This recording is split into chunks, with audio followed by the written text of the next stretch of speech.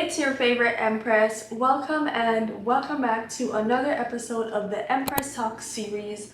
I'm Ladanya, but over here they call me Empress Moxie, and today's video is the night routine that changed my life and will change yours too. Having a night routine may seem intimidating, but here's what they're not telling you about having one. You see that soft life with no eye bags, consistent energy, lifted mood, and the ability to perform well like you envisioned?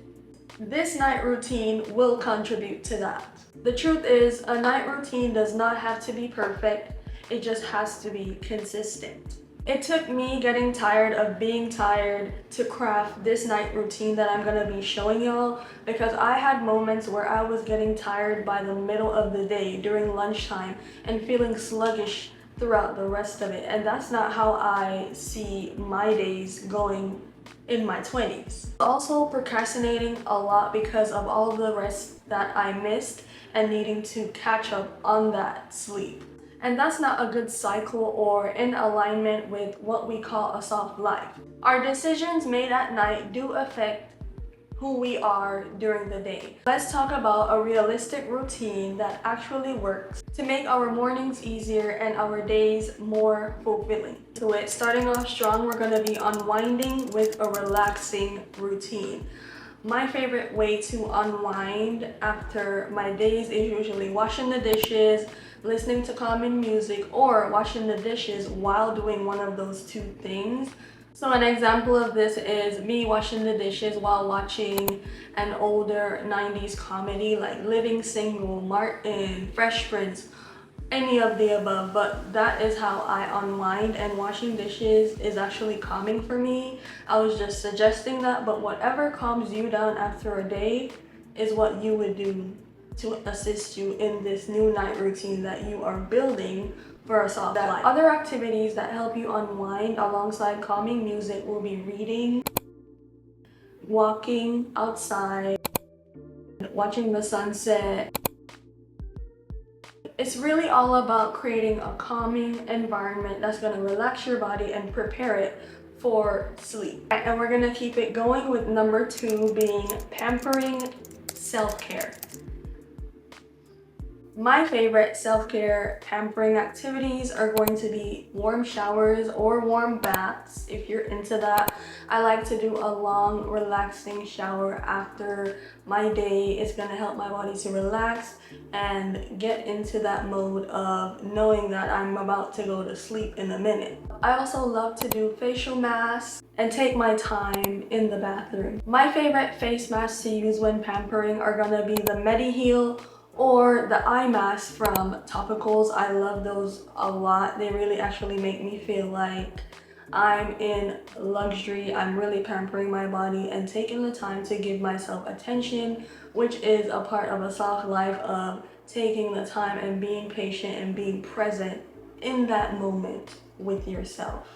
And of course, after showering and pampering, we're gonna be getting into a skincare routine, because this is always important. No matter what you're doing, your skincare routine is going to be important, especially for me, because I'm in a position where I'm forward facing. I talk to people a lot, so I like for my skin to be at its best.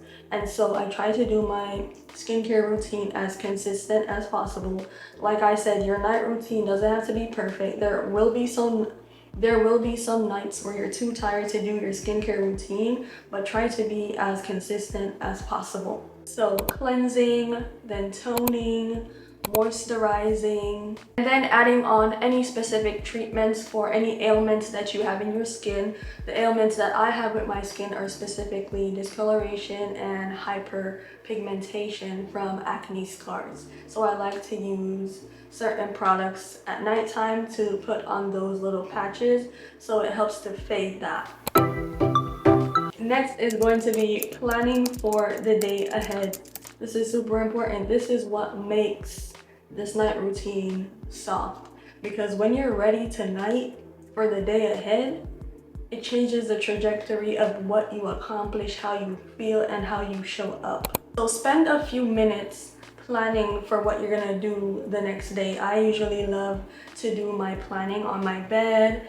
I get my planner and my laptop out together. I write down what I need to do as for content or work or my personal to-do list. Really just setting out my priorities.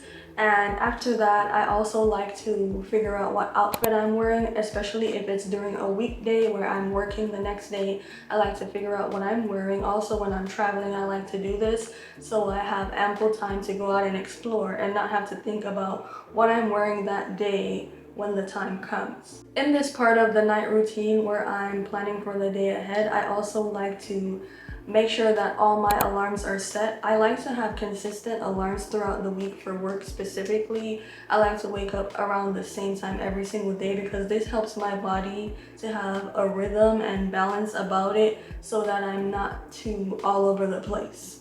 So I'm using my planner as well as digital tools like my calendar, my reminder app, and my clock, okay?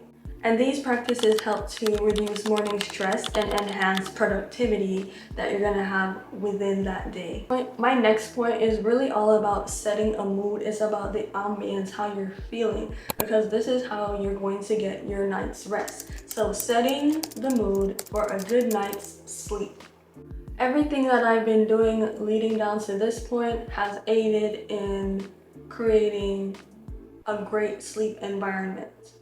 Okay, so setting my alarm, journaling, preparing my outfit, all of that.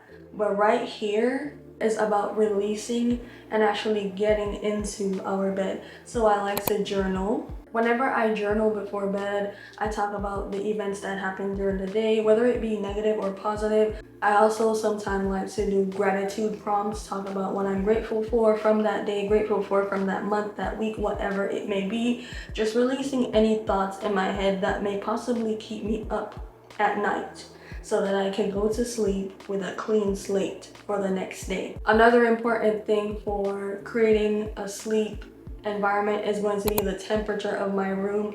I'm somebody who, I love heat, but when it's summertime, I don't play about heat. I love my room to be cool in the summertime. So I try to keep the temperature at least in the low 70s or 69.